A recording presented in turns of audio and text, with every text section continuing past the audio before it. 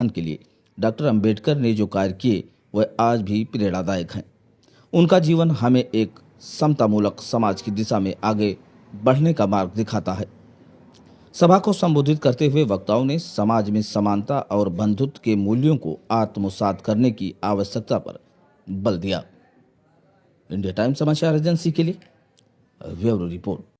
जागरूकता के लिए सबसे पहले तो तथागत बुद्ध को, जो करुणा के सागर कहे जाते हैं, पूरे विश्व में शांति का संदेश दिया और उनके इतिहास को, यानी तथागत गौतम बुद्ध के इतिहास को भारत में पुनर्जागरण करने वाले जो बोधिसत्व बाबा डॉक्टर साहब भीमराव अम्बेडकर जी जो 134वीं जयंती आज हम मना रहे हैं।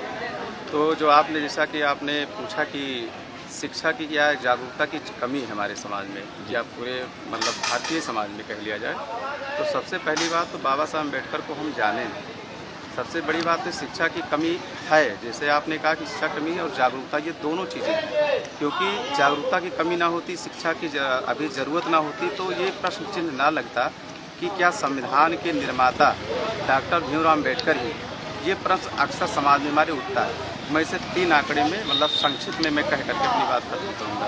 डॉक्टर बाबा साहब अम्बेडकर ने वॉल्यूम 30 में लिखा कि मैंने संविधान निर्मात्री सभा में जो मैंने लगातार 147 दिन काम किया और अकेले उस कार्यकर्त्री सभा में 7 लोग थे बाबा साहब अम्बेडकर को लेकर के, लेकिन 6 लोगों ने अपने अलग अलग जो है वर्क बता करके वहाँ से चले गए।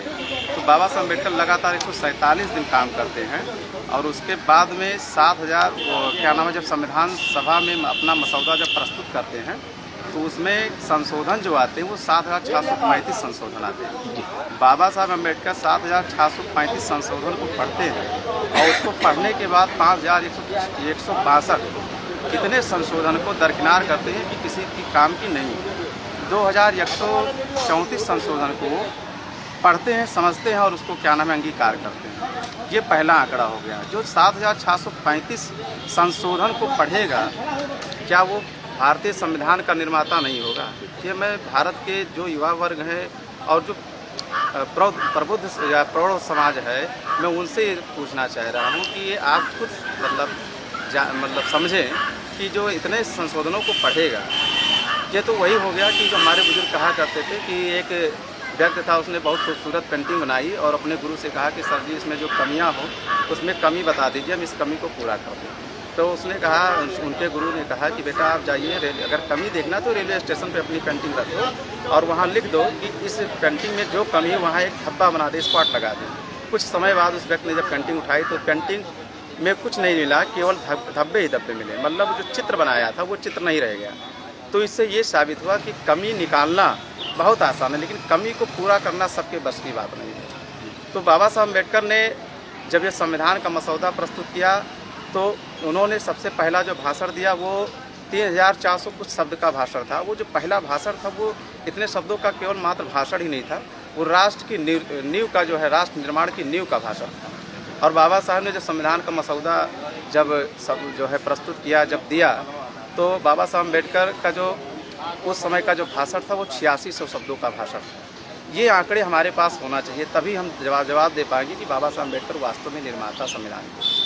दूसरा जो आंकड़ा था कि बाबा साहब अम्बेडकर एक दिन में कम से कम 9 से 10 बार खड़े होते थे संविधान सभा में। क्यों खड़े होते थे? जब संविधान पे कोई मूव करता था, कोई कटाक्ष करता था, तो बाबा साहब उसका स्पष्टीकरण देते थे, उसको प्रूव करते थे कि ये चीज़ें यहाँ सही है। 9 से 10 बार तो डेली खड़ा होते थे और आप लोग जानते हैं कि कितने बीमारियों से ग्रसित थे। उसके बाद में कुछ अप्रत्याशित दिन ऐसे होते थे जो 25 से 26 बार बाबा साहब को खड़ा होना पड़ता था। क्या कोई 25 से 26 बार ऐसे ही खड़ा होगा? संविधान का निर्माता, संविधान बिना लिखे, ये जो लोग कह रहे कि बाबा साहब अम्बेडकर ने कॉपी पेस्ट किया है, तो कॉपी पेस्ट करने के लिए उनको जवाब दे रहा हूँ, कॉपी पेस्ट करने के लिए भी दिमाग चाहिए।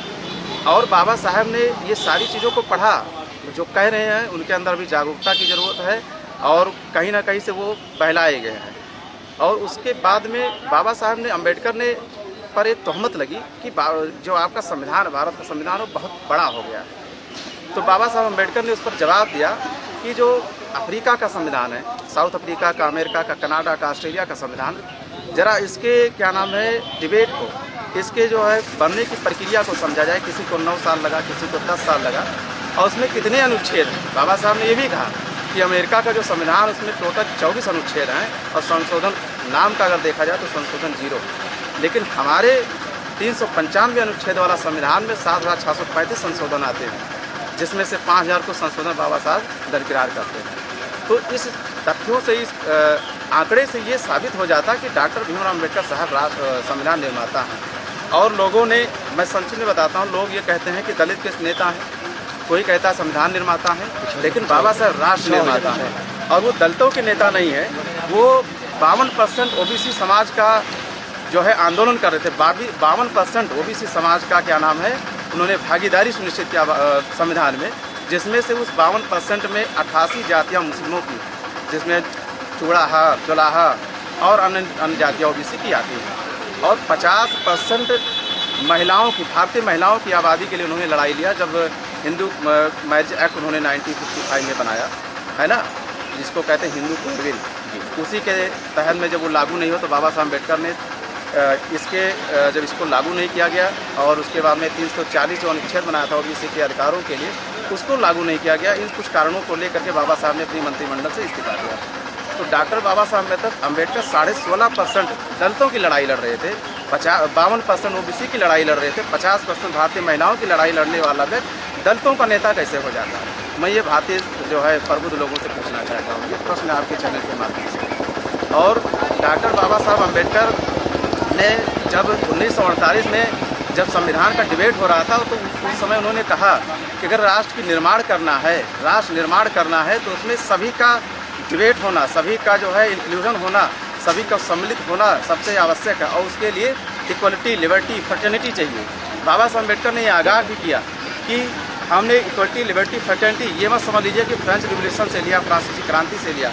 उन्होंने कहा I can not taken liberty, equality, fraternity, I have taken my master of Buddha, I have taken it. मैंने इसे अपने मास्टर बुद्धा से लिया है, जो शांति की भाषा है, जो शांति का आंदोलन है, मैंने उस जो है महापुरुष से लिया है।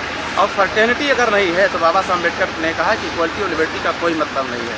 और अगर इक्वलिटी नहीं है तो फिर लिबर्टी का कोई मतलब नहीं रह जाएगा। इन तीनों चीज़ों को बाबा साहब अम्बेडकर त्रिमूर्ति कहते थे।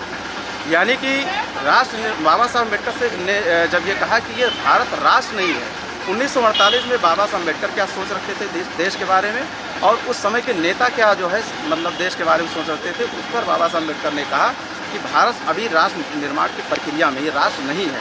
तो लोगों ने कहा, जो कांग्रेस के लीडर थे और अन्य लीडर थे, उन लोगों ने कहा कि भाई राष्ट्र निर्माण, ये राष्ट्र है क्यों नहीं। तो बाबा साहब अम्बेडकर ने 2 टूक उत्तर दिया, कोई लाग लपेट नहीं, कि हजारों जातियों में बटा हुआ समाज राष्ट्र कैसे हो सकता है। राष्ट्र का निर्माण और राष्ट्र उस भाईचारे का नाम है।